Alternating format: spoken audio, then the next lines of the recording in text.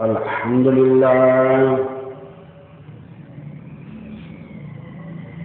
لله وكفى والصلاة والسلام على سيد الرسول وخاتم الأنبياء وعلى آله المجتبى وأصحابه الأسمياء. أما بعد فأعوذ بالله من الشيطان الرجيم. بسم الله الرحمن الرحيم. ولتكملوا العدة ولتكبروا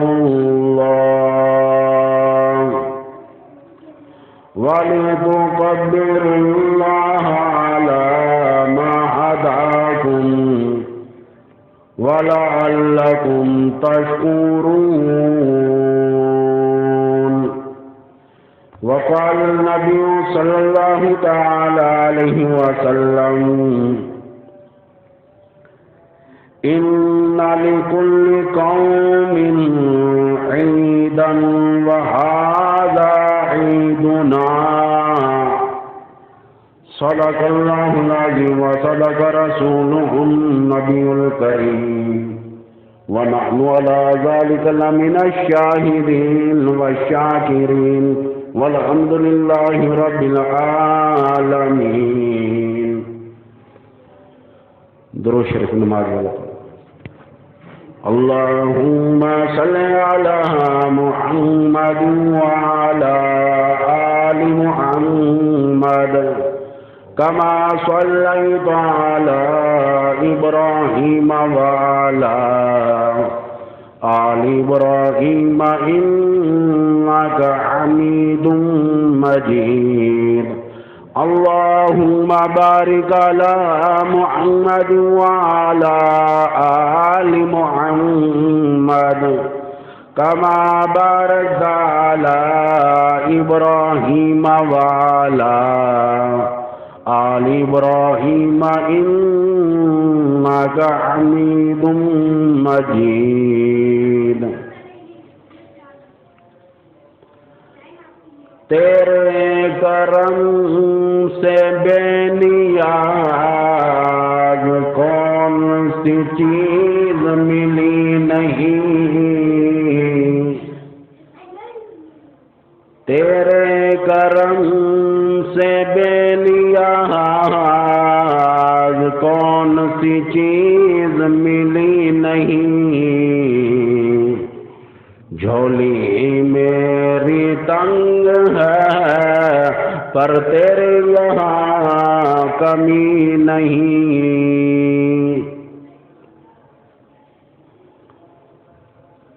الحمدللہ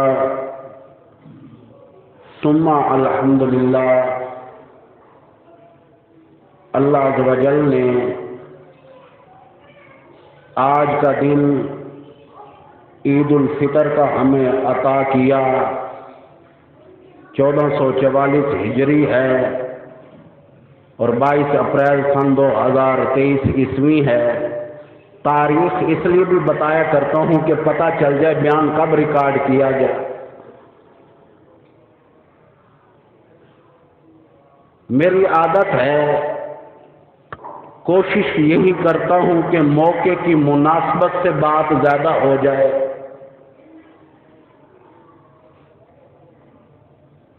اس دن نہانا بھی سنت ہے. صبح ٹھنڈ تھی، اگر کسی نے نہیں نہایا تو کوئی لازم نہیں. خوشبو لگانا، عطر لگانا بھی سنت ہے. نئے کپڑے نہیں تو یہاں تک دھلے ہوئے کپڑے پہننا بھی سنت ہے. امام الانبیاء عید کے دن جبہ پہنا کرتے تھے، وہ بھی پہننا سنت ہے. سعودی عرب میں تو رواج ہے، یہاں پاکستان میں نہیں. عید پڑھانے کے لیے سرکار جاتے تو جبہ پہن کر جاتے. میدان میں بھی عید پڑھانا سنت ہے۔ ایک مسئلہ اور بھی بتا دوں کہ اب بھی جو مسجدوں میں عید ہوتی ہے، جب مکہ مکرمہ میں عید پہلی مرتبہ ہوئی تو بیت اللہ کے اندر ہوئی۔ مکے میں سرکار نے عید بیت اللہ سے باہر نہیں پڑھائی، میدان میں نہیں پڑھائی۔ مدینہ طیبہ میں تھے تو میدان میں پڑھائی۔ ہو سکتا ہے یہ وجہ ہو کہ مسجد نبوی چھوٹی سی تھی، کیا بتاؤں، مسجد نبوی کی چھت نہیں تھی، دیواروں کو کجنے کے لیے کھجور کے تن یہاں تک کہ چھڑیاں ڈالی ہوئی تھی، کوئی لنٹر ٹی آر گارڈر نہیں ڈلا ہوا تھا۔ ہو سکتا ہے یہ وجہ ہو۔ تو بہرحال بتانا یہ بھی ضروری ہے کہ بہت سارے کام سرکار کی سنت بھی ہیں۔ گھر سے آتے ہوئے اللہ اکبر اللہ اکبر لا الہ الا اللہ واللہ اکبر اللہ اکبر وللہ الحمد پڑھنا نبی کی سنت ہے۔ جس راستے سے آؤ دوبارہ راستہ تبدیل کر لو، یہ بھی نبی کی سنت ہے۔ معلوم یہ ہوا کہ ہم نے تو سرکار کی اتباع کرنی ہے، غلامی کرنی ہے۔ ہم پر جو چیز لازم ہے سرکار کی اتباع لازم ہے، غلامی لازم ہے۔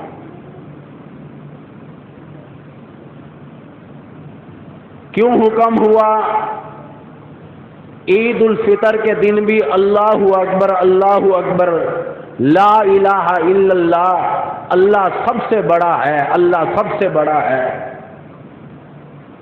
اور پھر عجیب انداز لے کر آئے واللہ اکبر۔ محبوب آپ بھی کہو، امت سے بھی کہو، ایک مرتبہ اور کہیں نا اللہ بڑا ہے۔ چلو جی 3 مرتبہ ہو گیا، پھر فرمایا اللہ اکبر، 4 مرتبہ ہو گیا وللہ الحمد، تمام کی تمام تعریفیں اللہ عز و جل کے لیے۔ یہ لازم کرا دیا۔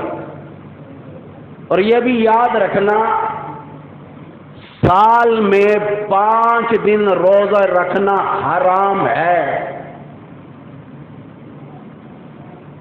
گھر سے میں آ رہا تھا، گھر والی سے پوچھا کھجوریں ہیں؟ کہنے لگی 1 دانہ بھی نہیں۔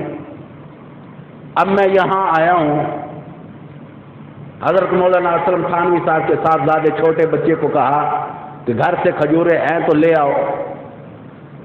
کیوں؟ اس لیے کہ حدیث میں ہے کہ 60 کھجوریں کھا کر آنا عید کے دن نبی کی سنت ہے، 1 یا 3 یا 5 یا 7، بس 7 سے زیادہ سرکار نے نہیں کھائی۔ یہ بھی یاد رکھنا، سنت میں 1، 3، 5 اور 7 سے زیادہ سرکار نے 9 کھجوریں نہیں کھائی۔ کھجور کھا کر آنا۔ سوئیوں کے بارے میں تو زیادہ حدیثوں میں نہیں پڑھا یا میرے سامنے حدیث نہیں آئی۔ میٹھی عید اسے کہا جاتا ہے، سیویوں والی عید بھی مشہور ہے، لیکن جو کتاب میں پڑھ کر آیا ہوں سرکار کھجور کھا کر ہے۔ اگر کسی شخص نے یہاں تک کہ کچھ نہیں کھایا، صبح کا اٹھا ہے تو پانی کا گھونٹ بھی پی لے۔ کیوں؟ اس لیے کہ ہم نے بتانا ہے کہ آج کے دن روزہ رکھنا حرام ہے، یعنی کہ شوال المکرم کی آج پہلی تاریخ ہو گئی، آج کے دن روزہ رکھنا حرام ہے۔ سال میں نے بتایا نا 5 دن روزے رکھنا حرام ہے۔ پہلا تو عید الفطر کا، دوسرا عید الاضحیٰ کا یعنی کہ 10 ذوالحجہ کا روزہ حرام ہے، پھر 11 ذوالحجہ کا، 12 ذوالحجہ کا، 13 ذوالحجہ کا، کتنے یکدم 4 روزے حرام کر دیے۔ یعنی کہ 10 کا بھی، 11 کا بھی، 12 کا بھی، 13 کا بھی، یعنی کہ ذوالحجہ کے مہینے میں لگاتار عید الاضحیٰ سے لے کر اس کے بعد بھی 3 دن لگاتار روزے رکھنا حرام ہے۔ پتہ یہ چلا کہ یہ کیا وجہ؟ اسلام بڑا مضبوط ہے، دین بڑا مضبوط ہے کہ حرام کیوں کر دیا کہ گوشت وافق مقدار میں ہے، اگر روزے رکھ لیے تو گوشت کون کھائے گا؟ ضائع ہو جائے گا۔ یہ تو آج کل ہے نا ڈی فریزر، اس زمانے میں نہ فریج تھے، ڈی فریزر تھے، کچھ بھی نہیں تھا نا۔ یہ سنیک ویڈیو پر میرا بیٹا محمد طیب پڑھ رہا تھا، وہ کہنے لگا کہ وابطہ والوں ان کا تو خیال کر لو، جنہیں ذبح کر کے تم نے ڈی فریزر میں یہاں تک کہ رکھا ہوا ہے اس کا خیال کر لو، ورنہ وہ خراب ہو جائے گا۔ کہ بجلی اتنی کھینچ لیتے ہیں کہ پتہ بھی نہیں چلتا۔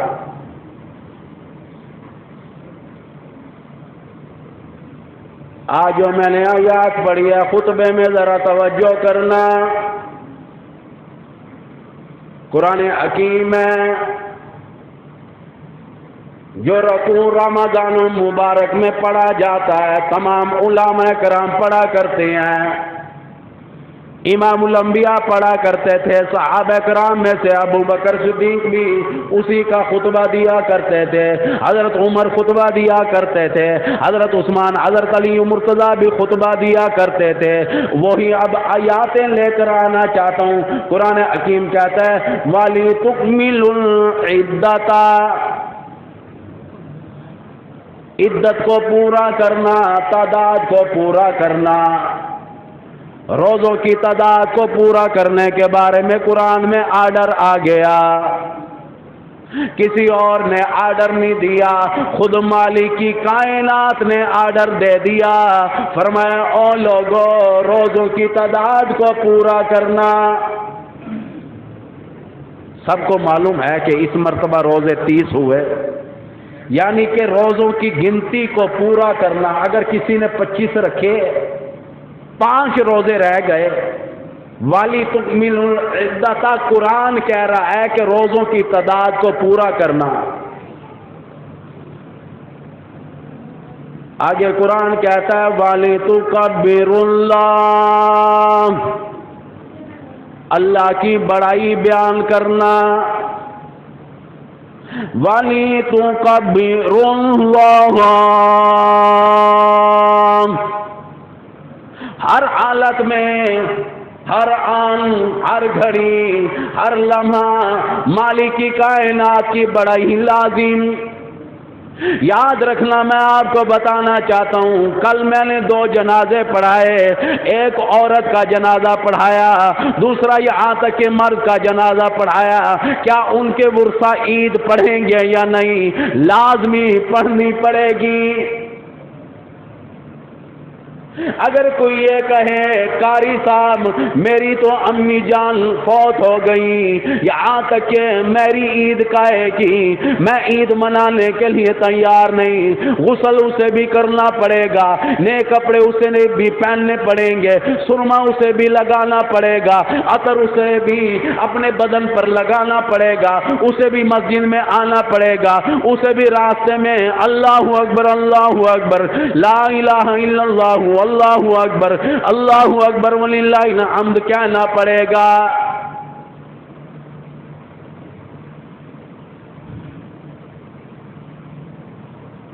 یاد رکھنا، دکھ امام الانبیاء کو اتنے آئے، رمضان المبارک کے 17ویں روزے میں کتنے مسلمان شہید ہو گئے، یہاں تک کہ جنگ بدر میں پھر بھی امام الانبیاء صحابہ کرام سے عید مل رہی ہے۔ پتہ یہ چلا اگر امی جان انتقال کر گئی، عید الفطر نہیں چھوڑ سکتے، 6 تکبیریں نہیں چھوڑ سکتے، یہ نماز نہیں چھوڑ سکتے، یہ تو یہاں تک کہ اللہ عز و جل کا شکر ادا کرنے کے لیے آئے ہو۔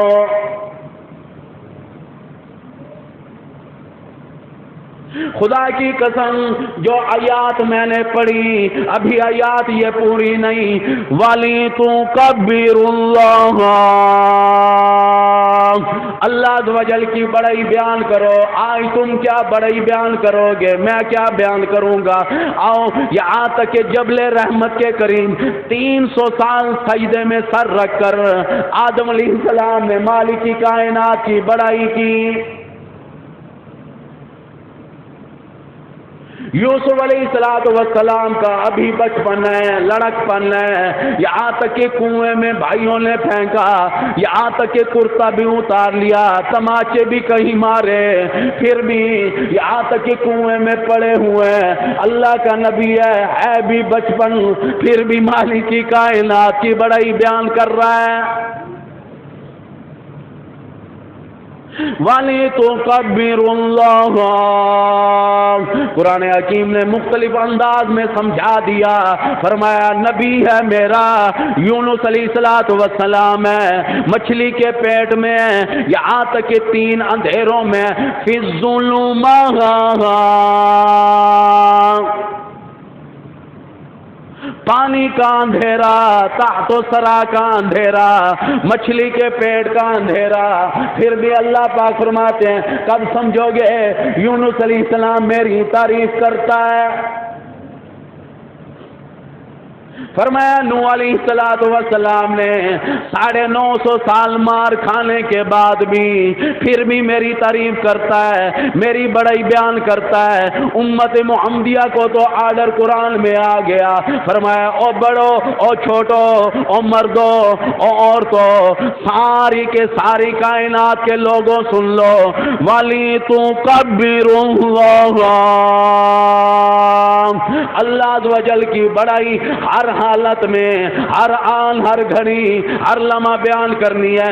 یہ نہیں کہ رمضان میں عبادت کی اب ہم نے عبادت نہیں کرنی، اب نمازیں چھوٹ رہی ہیں، اب روزے جو 6 روزے شوال المکرم کے کل سے شروع ہو جائیں گے وہ رکھنے کے لیے تیار نہیں۔ قرآن حکیم کی آگے تلاوت کوئی نہیں کرے گا، مسجد میں اذان ہوتی رہے دن میں 5 مرتبہ اللہ اکبر اللہ اکبر، اللہ سب سے بڑا ہے، پھر بھی آنے کے لیے تیار نہیں۔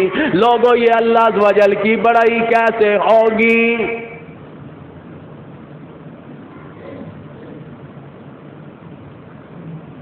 بات یہی کرنا چاہتا ہوں، وَلِتُكَبِّرُوا اللَّهَ ہر حالت میں اللہ عز و جل کی بڑائی کرنی پڑے گی۔ امام الانبیاء کی بیٹی سیدہ زینب کو اونٹ سے گرا دیا گیا، حمل تھا ضائع ہوا، سوکھ کے کانٹا ہو گئی، دنیا سے چلی گئی، پھر بھی سرکار نے اللہ عز و جل کی بڑائی بیان کی۔ سیدہ رقیہ چیچک کی مرض میں مبتلا تھی، بڑی شدید علیل تھی، اسی حالت میں اللہ پاک نے جہاد کے لیے بلا لیا، فرمایا تؤمنون باللہ ورسولہ وتجاہدون فی سبیل اللہ، اللہ اور اللہ کے رسول کے نام پر جہاد فی سبیل اللہ کے لیے آ جاؤ۔ بیٹی بڑی بیمار ہے، سیدنا عثمان غنی رضی اللہ تعالیٰ عنہ کو کہہ دیا میری بیٹی بڑی علیل ہے، میری بیٹی بڑی بیمار ہے، تم یہاں تک کہ جہاد میں نہ چلو، تمہیں مال غنیمت دیا جائے گا، تمہیں جہاد میں محسوس کیا جائے گا، پر میں بدر کے مقام پر جہاد پر جا رہا ہوں، یہاں تک کہ میری بیٹی کا خیال کرنا۔ امام الانبیاء کو اطلاع دی گئی آپ کی بیٹی یہاں تک کہ انتقال کر گئی، بدر میں گئے ہوئے تھے، وَلَقَدْ نَصَرَكُمُ اللَّهُ بِبَدْرٍ وَأَنْتُمْ أَذِلَّةٌ فَاتَّقُوا اللَّهَ لَعَلَّكُمْ تَشْكُرُونَ۔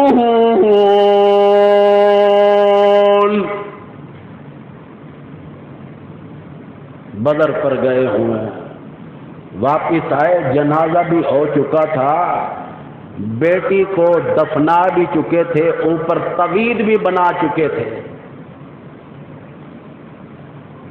آئے ہیں سرکار روئے ہیں بیٹی کی قبر پر کھڑے ہو کر، بیٹی بیمار تھی پھر بھی مالک کائنات کا حکم پورا کیا، جہاد فی سبیل اللہ کے لیے حکم دے دیا، انفروا فی سبیل اللہ،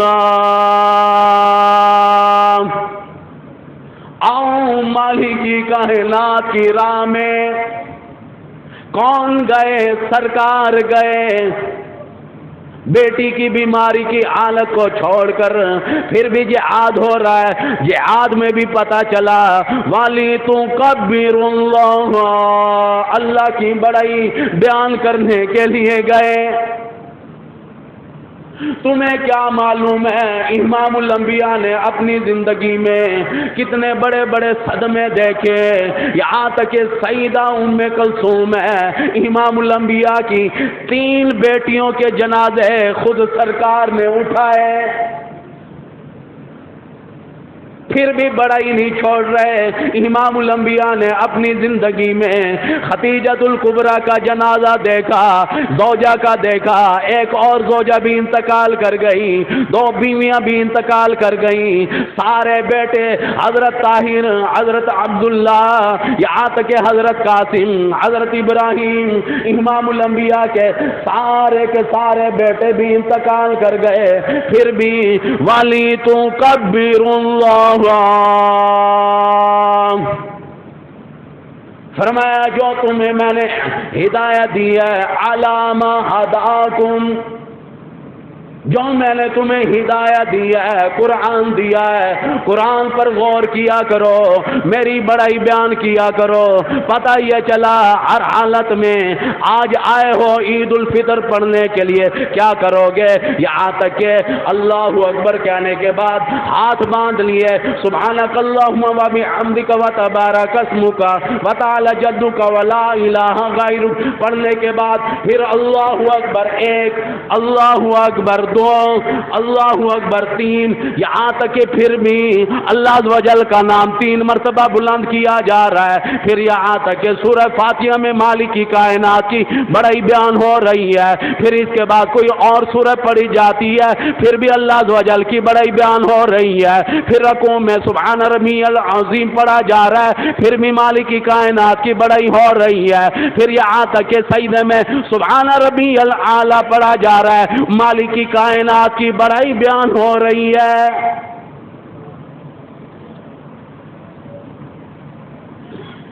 پتہ یہ چلا کہ اللہ عز و جل کی بڑائی بیان ہونی چاہیے اور ہوگی، یہ جان بوجھ کر میں نے یہ آیات کا انتخاب کیا ہے، رمضان المبارک کی آیات۔ نوجوان طبقہ اپنے دلوں کو جو رمضان المبارک میں کمائی کی ہے اسے گنوانا نہیں۔ کسی بزرگ سے پوچھا حضرت جی ہمیں کیسے پتہ چلے ہماری نماز قبول ہوتی ہے یا نہیں؟ آپ نے فرمایا کہ ایک طریقہ کار ہے سمجھنے کا کہ جس نے فجر کی نماز پڑھ لی ہے، اگر مالک کی کائنات نے اس کی نماز کو قبول کر لیا، اسے ظہر کی توفیق دی۔ جس نے ظہر کی نماز پڑھ لی، جسے مالک کی کائنات نے عصر کی نماز کی توفیق دے دی، تو سمجھ لو کہ ظہر کی نماز قبول ہو گئی۔ اسی طرح رمضان مبارک میں آنکھ کی حفاظت کی، اپنے دل کو پاک رکھا، ذہن کو پاک رکھا، کتنا پاک رکھا کہ رمضان میں روزے کی حالت میں اپنی بیوی کو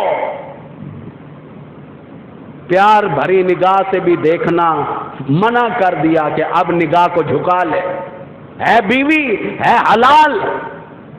غیر محرم کے بارے میں تو مردوں کو بھی پردے کا حکم دیا۔ آپ کا یہ خیال ہوگا کہ پردہ صرف عورت ذات کے لیے ہے، نہیں، قرآن حکیم ہے، موجود ہے، ذمہ داری سے کہوں گا، قرآن حکیم میں مردوں کو بھی پردے کا حکم دیا کہ غیر محرم نظر آئے نگاہ کو جھکا لے، ورنہ پارکوں میں کیا ہوتا ہے، ادھر ادھر کیا ہوتا ہے۔ اپنی نگاہوں کی حفاظت کرو، اپنی عید کو بھی خراب نہ کرو، جو یہاں اللہ کی بڑائی بیان کرنے کے لیے آئے ہو وہ ساری خراب نہ ہو۔ وَلَعَلَّكُمْ تَشْكُرُونَ کے الفاظ ہیں کہ اگر اللہ کی بڑائی بیان کرو گے تو تم شکر بجا لاؤ، شکر گزار بندوں میں سے بن جاؤ گے۔ اگر اللہ عز و جل کی بڑائی کو آج چھوڑ دیا، آج سارا دن کیا کرنا، پارکوں میں جانا، کیونکہ عید الاضحیٰ میں تو موقع نہیں ملتا، گوشت بانٹنا ہوتا ہے، اس میں موقع زیادہ مل جاتا ہے کہ 3 دن وہ ساری کی ساری نیکیاں ہم کھو دیتی ہیں، قرآن حکیم کی طرف توجہ نہیں کرتے۔ یہ میں جتنا بھی زور لگایا ہے، محنت کی ہے، اس لیے کہ آپ لوگوں کی دنیا بھی بنے، آخرت بھی بنے۔ اللہ عز و جل جتنے بھی یہاں بیٹھے ہیں، چودھری یوسف صاحب اور ڈاکٹر اکرم صاحب اور ابرار الحق تھانوی صاحب اور انوار صاحب اور جتنے بھی ہیں، اور علیان الحق آج بھی بہت اچھا بیان کیا ہے، اس کا بھی بیان تھوڑی دیر بعد یوٹیوب چینل پر قاری طیب حبیب کے نام پر پہنچ جائے گا۔ جو بیان میں نے بھی کیا ہے، یہ بھی تقریباً گھنٹے 1.5 یا 2 گھنٹے بعد یہ بھی پہنچ جائے گا۔ چینل کا نام یاد رکھنا، قاری طیب حبیب۔ جو احباب دیکھنا چاہیں، گھروں میں ماؤں بہنوں بیٹیوں کو دکھاؤ، حقیقت اسلام یہی ہے۔ یاد رکھنا، اگر زندگی میں سکھ پاتے ہو، کسی کو دکھ نہ دو، دکھ کا ارادہ بھی نہ کرو۔ اس لیے میں نے کہا نا کہ کینہ پرور کی شب قدر میں بھی معافی نہیں، کہ جو دل میں ہو مسلمان اور دوسرے مسلمان کے لیے ارادہ رکھتا ہو کہ میں اسے نقصان پہنچاؤں گا، مسلمان وہ نہیں ہو سکتا جو دوسرے بھائی کو نقصان کو پہنچائے۔ مسلمان آپس میں بھائی بھائی ہیں، قرآن کا فیصلہ ہے، تو ایک دوسرے کا خیال کرو۔ بہرحال نیت سماعت فرما لیں، 2 رکعت نماز عید الفطر زائد 6 تکبیروں کے ساتھ پڑھتا ہوں اللہ عز و جل کے لیے۔ اللہ اکبر، سبحانک اللہم پڑھوں گا، پڑھنے کے بعد پورا پڑھنے کے بعد اللہ اکبر 1، اللہ اکبر 2، اللہ اکبر 3۔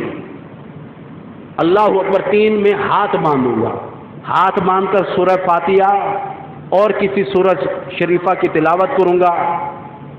پھر اس کے بعد رکوع ہوگا، سجدہ ہوگا، پھر دوسری رکعت میں کھڑے ہو کر سورہ فاتحہ پڑھوں گا، اور سورت پڑھنے کے بعد رکوع میں نہ جائیں، پہلے اللہ اکبر 1، اللہ اکبر 2، اللہ اکبر 3، چوتھے پر رکوع کریں۔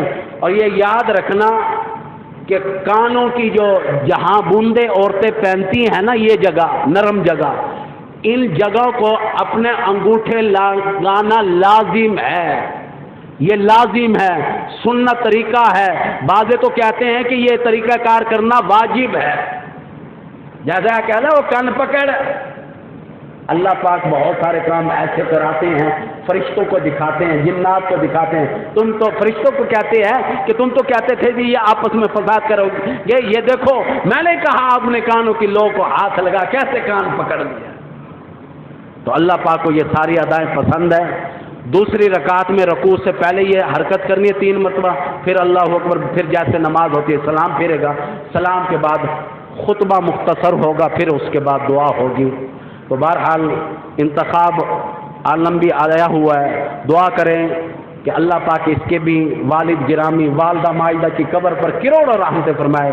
یہ میرا مقتدی مسجد بیت اللہ میں جب میں جمعہ پڑھاتا تھا، عید الفطر عید الاضحیٰ، وہاں کا میرا نمازی ہے، اللہ پاک اس پر کروڑوں رحمتیں فرمائے۔ بالخصوص دعا کرنا، اور بابا جان اصغر علی صاحب کے لیے بھی، اور بالخصوص حضرت مولانا اسلم تھانوی صاحب کے لیے بھی دعا کرنا، اللہ ان کی قبر پر کروڑوں رحمتیں فرمائے۔